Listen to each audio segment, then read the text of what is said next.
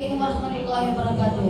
Bismillah, alhamdulillah, assalatu wassalamu ala asrafi rasulillah wa ala alihi wa sahbihi ajma'in amma ba'd.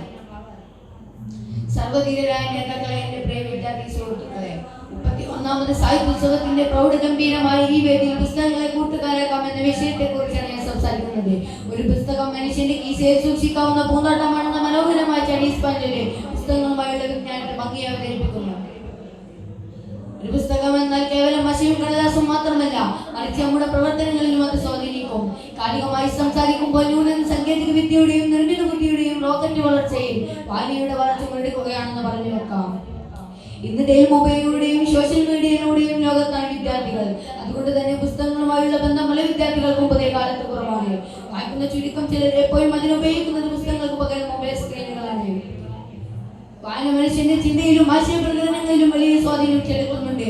മാത്രമല്ല, അവനെ നല്ലൊരു മനുഷ്യനാക്കി തീർക്കാൻ കൂടി സഹായിക്കുന്നുണ്ട്. എക്കാലത്തും ലോകത്ത് പിറവിയെടുത്ത പല മഹാന്മാരും വളർന്നത് വായന എന്ന ആശയത്തെ ഉൾക്കൊണ്ട് ജീവിച്ചതുകൊണ്ടാണ്.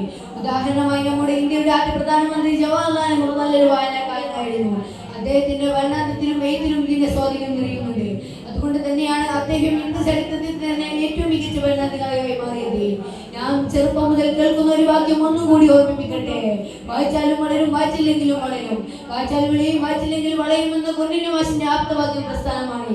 ഇന്നത്തെ കാലത്ത് 80% വായിച്ചാൽ മാത്രമേ 10% എഴുതാനും 10% പ്രസംഗിക്കാനും കഴിയുമെന്ന ശാസ്ത്രത്തിന്റെ കണ്ടെത്തൽ ഈ സമയത്തിന് ഓർമ്മിക്കുന്നുണ്ട്. വായന ചിന്താശേഷി വളർത്താൻ മാത്രമല്ല, മറിച്ച് നമ്മുടെ പ്രവർത്തനങ്ങളിലും അത് സ്വാധീനിക്കുന്നുണ്ട്. വായിക്കുന്നവന്റെയും വായിക്കാത്തവന്റെയും മനതലം നമ്മൾ പ്രതീക്ഷിക്കുന്നതിനപ്പുറമാണ്. വായിക്കുന്നവന്റെ ഹൃദയം പുതിയ അറിവിന് വേണ്ടി തുടിക്കുമ്പോൾ വായിക്കാത്തവന്റെ ഹൃദയം കെട്ടിയിട്ടടക്കപ്പെട്ട വാലിനെ പോലെ സുന്ദരാവസ്ഥയിലാണ്. വായന ഹൃദയത്തിന് ഭക്ഷണമാണ്. അത് പുതിയ അറിവുകളും പുതിയ ജീവിതങ്ങളും പകർന്നു തരും. ഇസ്ലാമിലേക്ക് വന്നാൽ വായനക്ക് മതം വളരെയധികം പ്രാധാന്യം കൽപ്പിക്കുന്നുണ്ട്. കാരണം ഖുർആൻ ആദ്യം അവതരിച്ചത് വായിക്കുക എന്ന കൽപ്പന കൊണ്ടാണ്.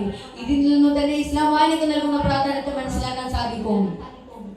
വായനക്ക് ആത്മാവ് വളർന്നത് പുസ്തകങ്ങളാണ്. ഒരു കാര്യം കൂടി പറഞ്ഞു നിർത്താം: നമ്മുടെ പുസ്തകങ്ങൾ വായിക്കുമ്പോഴും തിരഞ്ഞെടുക്കുമ്പോഴും ശ്രദ്ധിക്കണം.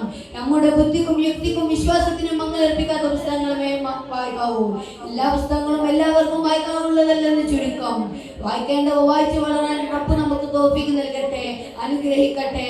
ആമീൻ യാ റബ്ബൽ ആലമീൻ. ഇത്രയും പറഞ്ഞുകൊണ്ട് എന്റെ വാക്കുകൾ ഉപസംഹരിക്കുന്നു.